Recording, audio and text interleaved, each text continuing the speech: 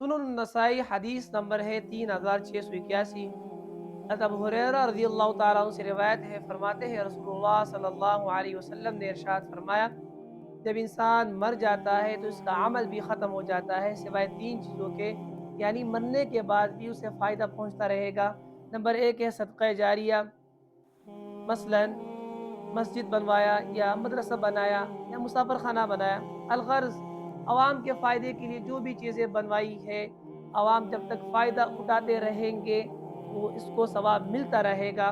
Number دو ہے ایسا علم جو لوگ اس سے فائدہ اٹھائے، یعنی ایسی کوئی کتاب لکھ جائے جو لوگ اس سے فائدہ اٹھائے، یا ایسے شاگرد تیار کی جائے جو قرآن و سنت کی روشنی میں دین کی اشاعت کرے اور دوسروں تک پہنچائے۔